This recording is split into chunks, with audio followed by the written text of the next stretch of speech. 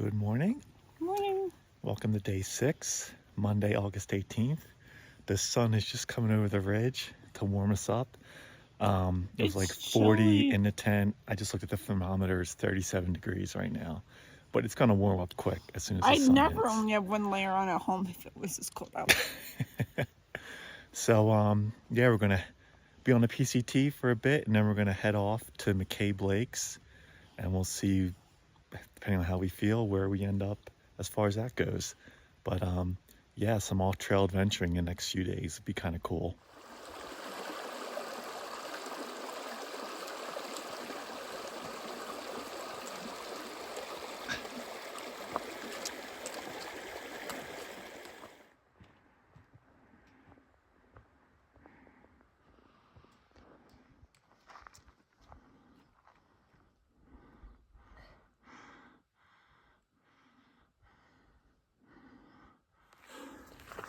All right, so about an hour into the climb. It's been a climb. I've had 5 people going north the opposite direction. You can immediately look at their packs and see how much lighter and smaller they are. Are they ultralighters? No. They are the people from the pack train we saw yesterday go by our camp. So it's another way to do the park. If maybe you're not in super great shape, but still want to come out here and experience it, you can hire one of these companies. They'll carry most of your gear and you still get to enjoy the park. So check it out. I'm sure it cost a pretty penny, but hey, it's only money. What else are you gonna do with it?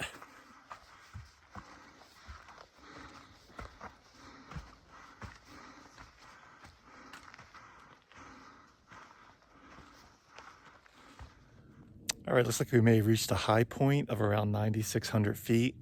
We're gonna start making our way down to Miller Lake. So this is a good spot for a little break. So there's some cool names for these mountains there. They're all 11,000 footers, but it's Blacksmith Peak, Cleaver Peak, the Saw Blades, and then there's another one. And the Three Teeth. I'll zoom in the other way, but yeah, it definitely looks like Saw Blades and Three Teeth.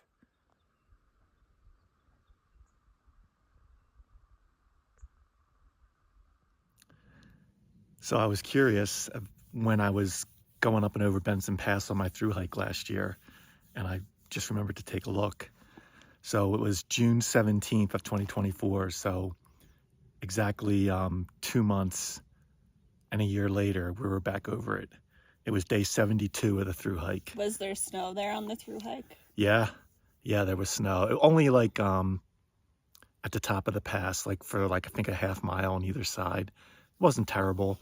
By that point, all the big passes were behind me.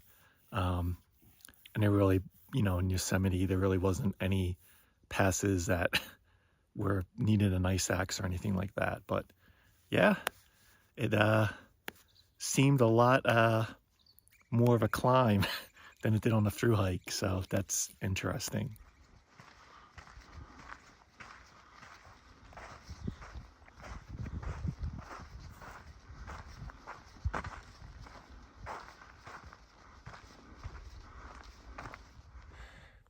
Made it to Miller Lake, looking pretty good this morning.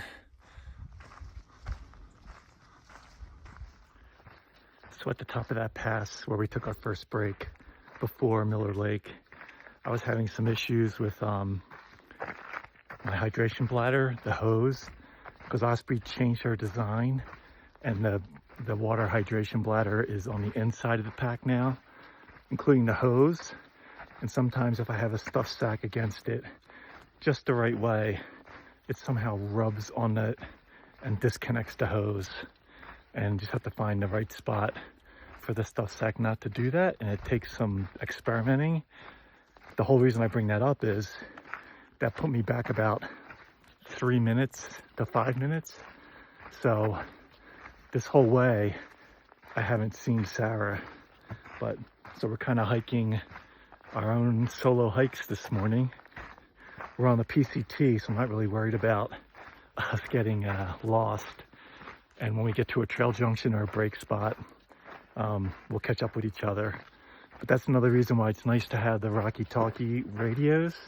You know, if at some point we somehow got turned around or missed each other, those radios save the day. So yeah, I'm usually a little faster on the downhill, so now that we're going down, I'm expecting to see her around one of these turns. So it hasn't even been a minute after that video, and I just saw Sarah, so we're reunited.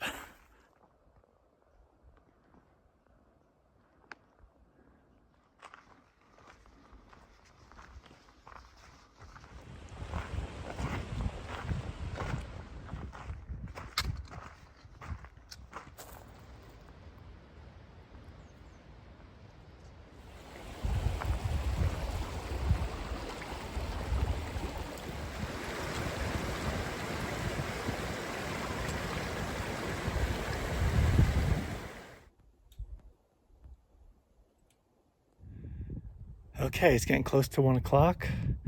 We're at the trail junction for McCabe Lakes. So we're going to be leaving the PCT. Just had a climb. We're back up at 9,100 feet. We'll be on a trail to McCabe Lakes, and then eventually, probably tomorrow, we'll be completely off trail for some cool cross-country adventuring. So we're going to say goodbye to the PCT, but if we stick to our original plan of how we're going to exit, we will be back on the PCT. From Young Lakes, we'll hook back up with the PCT, and it's about 4 miles to Glen Allen, and then we'll take that back to the road. So a little break, and then we'll keep on marching.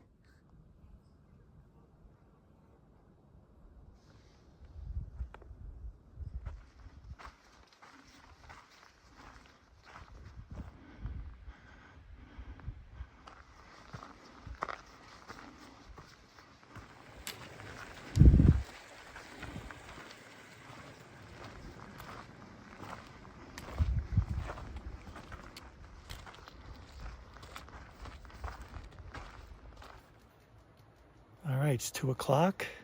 Just did a big climb. We're up to 9,850 in feet at the first lake here. And we're gonna look for a spot to set up camp.